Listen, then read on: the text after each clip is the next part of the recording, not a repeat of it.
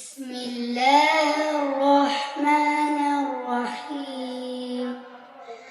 إذا زلزلت الأرض زلزالها وأخرجت الأرض أثقالها وقال الإنسان ما لها يومئذ تحدث أخبارها بأن ربك أوحى لها يومئذ يصدر الناس